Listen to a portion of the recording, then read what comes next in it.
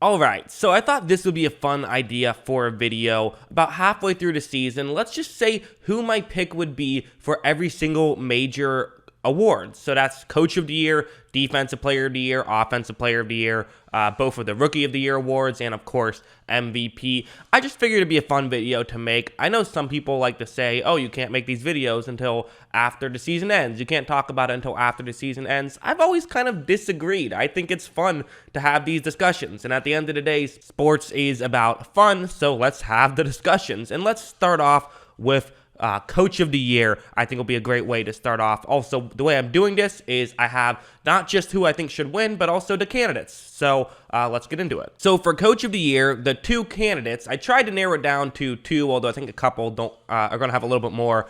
We have Bill Belichick, of course, is a candidate. Now, I do have to say, I think the talent around the Patriots team is a bit underrated. In fact, if you look at my, my analytical power rankings, they're a team that's actually underperformed their talent so far. They're only 6-4. I think we all agree they're probably better than a 6-4 team. How much better is the question.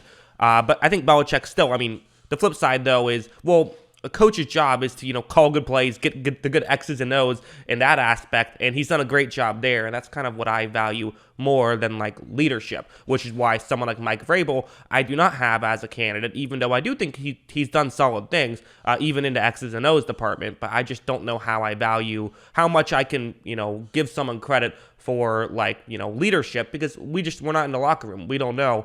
All I like to evaluate is what I can see, and all I can see is what's on tape. The other candidate is going to be Matt LaFleur, who has been very good so far this season. I think he's done a lot very well, even when Rodgers, either was down or didn't have Adams. He's found other ways to win. LaFleur, one of the real underrated coaches in the NFL, and I do think that, you could make an argument for him, but I gotta go Cliff Kingsbury here as my pick for Coach of the Year so far. I think what he's done has been incredible, and there's been a number of game plans where I've just been like, that's so smart, that's just a brilliant thing.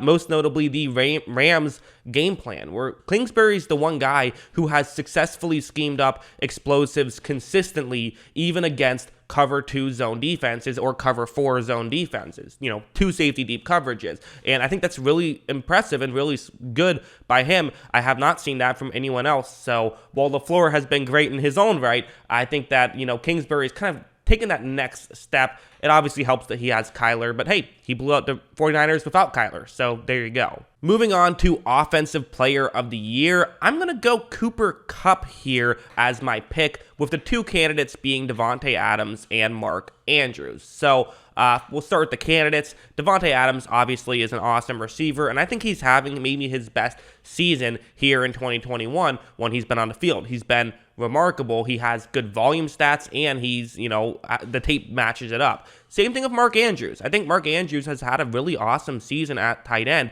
His tape has always been awesome, and his volume is very good. Part of me really does wonder where that Ravens team would be without Andrews, and he kind of, it's tough for him because even as a tight end, he's their number one option. He gets the most of the attention from the opposing defenses. But of course, my pick is Cooper Kupp. The volume stats are there. That matters. And also just the tape matches it up. You can sit here and say, a lot of it is just, being in a good scheme in the Sean McVay scheme. And while I do agree to some degree, I think that Cooper Kupp is kind of like the guy who that scheme is built around in a lot of ways. Also worth mentioning, PFF has Cooper Kupp graded as one of their top receivers against man coverage, which is kind of the opposite of what that scheme tries to get you in. So even when it's not a perfect situation for him, he's finding ways to have success. I know he dropped one pass in a primetime game, but other than that, he's been really impressive. So I'm going to stick with Cooper Kupp as Offensive Player of the Year. For Defensive Player of the Year, so 3 candidates, and they're kind of the usual suspects a little bit. The 3 candidates, I guess 2 candidates and 1 actual pick, but the 3 are Aaron Donald, TJ Watt, and Myles Garrett. I could have gone Donald, but again, it's always hard to compare defensive tackle and edge rusher. I am going to go with an edge rusher here. TJ Watt actually does have a little bit more sacks per game than Garrett, which you probably should value more in Defensive Player of the Year, even though we all agree that pressures are usually a more consistent way to determine who's going to be a better player over a longer sample size, just simply because, a sack is more valuable. And a defensive player of the year, it's kind of how much value did you add for your position. And I also should mention, while I do personally value a great corner above a great edge rusher, I do think that there hasn't really been a single corner where I feel like has totally stood out this year. There's been some good ones, of course, but it's always difficult to compare. And also, the way the voters go, they always give it to the edge rushers or defensive tackles. So that's what I'm doing here as well. I'm going to lean Myles Garrett here, though. He does have way more pressures, and also TJ Watt's missed a game.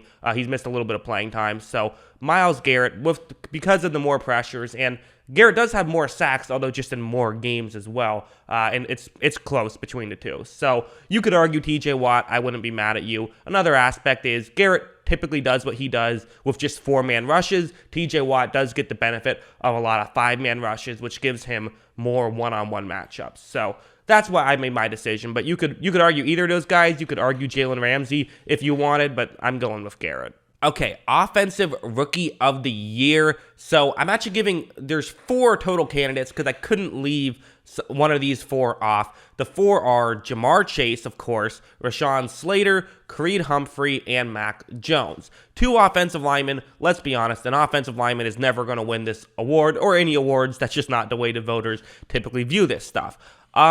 I think that I'm going to give it to Mac Jones here, and my reasoning for this is that clearly I kind of view this as, well, what's the criteria the voters typically use? And clearly the voters do take positional value into account when evaluating an Offensive Rookie of the Year.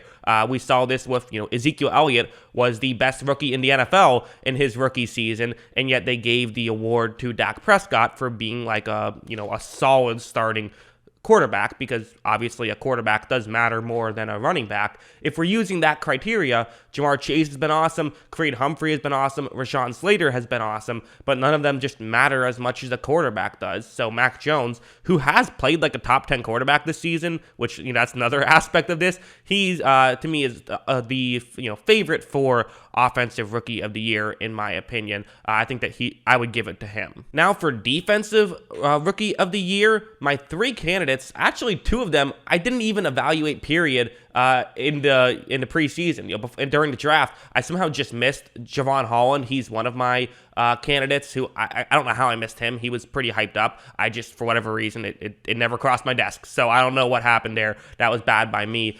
The other candidate, Nate Hobbs, a 6th-rounder who will never win it because he was a 6th-rounder, but he's another aspect where I don't really blame myself for not evaluating him. He was, way late in the draft. I can't evaluate everyone. The other one, someone I definitely evaluated, Micah Parsons, who's maybe been better as an edge rusher than an off-ball linebacker. He's been great altogether and can definitely, the versatility certainly helps. And I know that there's been a little bit of coverage issues with him, but he makes up for it, I think, with the splash plays he can make. However, I am giving the award to Nate Hobbs here. I think Nate Hobbs has been one of the better slot corners in the NFL just immediately as a rookie. He deserves a ton of credit for that. And again, he's not going to win it because A, he plays for the Raiders, and B, he was a 6th-rounder, but I think he's been incredible. But again, I would say you could argue maybe Holland. I think Nate Hobbs, to me, he's the clear favorite for Defensive Rookie of the Year. If you're simply just saying who's been the most impactful rookie by their position, it's clearly been Nate Hobbs. I don't even see how there's an argument against it, really, but that's just how I feel. And now for the grand finale, the MVP. Quite frankly, this was a really difficult one to come up with because I came up with 12 quarterbacks that you could make an argument for. The 12 are Derek Carr, Justin Herbert, Patrick Mahomes, Aaron Rodgers, Lamar Jackson, Ryan Tannehill, Kirk Cousins, Matt Stafford, Dak Prescott, Kyler Murray, Josh Allen, and Tom Brady. Those 12 guys you could legitimately make an argument for. Like guys like Kirk Cousins and Ryan Tannehill, you might say you can't make an argument for those guys, but they've actually played really well, but part of it has been they haven't been asked to do that much, right? Cousins has done a great job at doing what the offense asked him to do. He's just not asked to do a ton. I believe he's currently Pro Football Focus's #1 rated quarterback. The flip side is you can go the other way and say guys like Tom Brady and someone like Matt Stafford, have done a great job at putting up points. Matt Stafford in particular done a great job, but I just feel like a lot of that is scheme dependent. I don't think he's been the best quarterback in football. I don't. You can maybe argue it should be someone who isn't a quarterback this season, but no. I mean, the award is most valuable player. Even like a solid quarterback adds more value above replacement level than the best running back in football, the best wide receiver in football. They just do. So as long as the award is most valuable player and you're not taking positional value, and you're not saying no positional value gets taken into account, then it should always be a quarterback. That's just the reality of the situation. I think I've decided on who I think should be MVP, and it's taken me a while. I initially tweeted out my picks for all of these, and I've stayed true to all of them except for MVP. That is the one that I am going to change. I'm going to go Josh Allen here, and there's a couple of reasons. One, he has had some bad games, specifically the Steelers game. He was not great. In Miami game, he wasn't spectacular at either. I would say that for Allen, the Jaguars game was not really his fault. I thought that he did. It was more of just, I think, a situational thing. He had some mistakes. It wasn't his best day, but it wasn't like he was so bad that his team only scored 6 points. That's not what happened at all. And even in that Dolphins game, he had some really good stuff.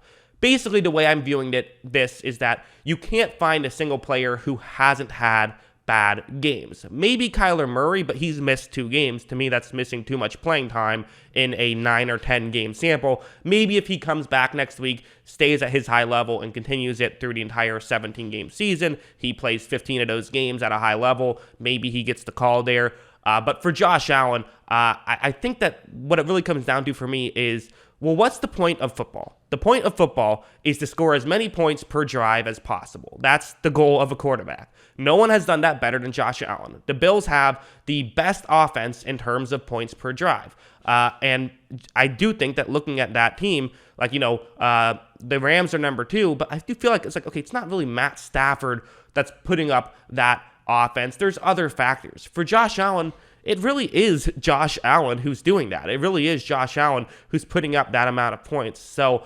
the scheme is built around Josh Allen. It goes when Allen goes. I am going to lean towards Allen. Again, you could talk me out of it. Like I said, there's legitimately 12 guys who, if not, you can make an argument for, I think, could potentially win it. Because some people might say, can you really make an argument for Mahomes now? And I guess not. I guess not really. But could I see him winning it? Yeah, that's the real list. Those are 12 guys I could see potentially winning it by the end of the season if they go off. So yeah, I think it's an interesting thing to talk about. It's always fun. What do you guys think about it? Let me know in the comments below. Always love hearing from you. And of course, as always, thanks for watching.